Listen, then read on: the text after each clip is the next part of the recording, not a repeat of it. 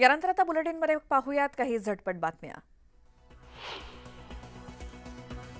भुसावळच्या हतनूर धरणातून पाण्याचा विसर्ग सुरूच आहे। सद्यस्थितीत हतनूर धरणाचे 6 दरवाजे पूर्णपणे उघडण्यात आले असून 30,088 क्युसेकनं तापी नदीपात्रामध्ये पाण्याचा विसर्ग होतोय।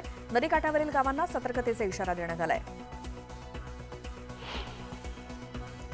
मुंबईत जुलै महिन्यात कोसळलेल्या मुसळधार पावसानं ऑगस्टच्या सुरुवातीपासूनच विश्रांती घेतली आहे। दरम्यान पुढचे काही दिवस मुंबईसह ठाणे पालघर जिल्ह्यामध्ये काही ठिकाणी हलक्या सरी कोसळतील असा अंदाज हवामान विभागानं वर्तवलाय। राज्यभरात जुलै महिन्यात झालेल्या दमदार पावसामुळे धरणातील पाणीसाठा 66.67% गेलाय। मराठवाड्यातील धरणात जेमतेम 25.52% पाणीसाठा आहे। मराठवाडा वगळता राज्याच्या उर्वरित भागातील धरणं तुडुंब भरली आहेत।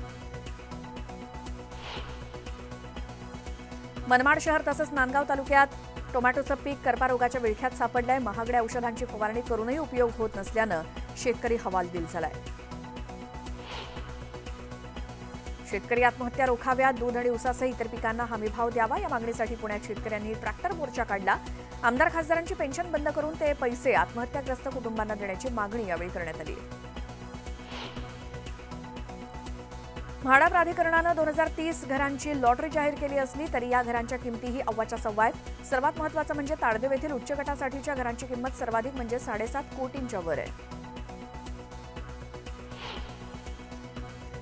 कोकणातील कणकवली, सिंधुदुर्ग आणि सावंतवाडी या रेल्वे स्थानकांचं सुशोभीकरण करण्यात आलंय। सुशोभीकरणानंतर या स्टेशनला नवी झळाळी मिळाली आहे। कणकवली रेल्वे स्थानक तर बाहेरून अगदी विमानतळाप्रमाणेच दिसतंय।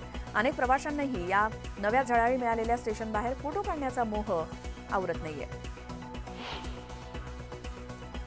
इस्रायलमध्ये तणावाची परिस्थिती निर्माण झाल्याच्या पार्श्वभूमीवर एअर इंडिया कंपनीनं भारत ते इस्रायल, इस्रायल ते भारत या दरम्यानची विमानसेवा आता अनिश्चित काळासाठी स्थगित केली आहे।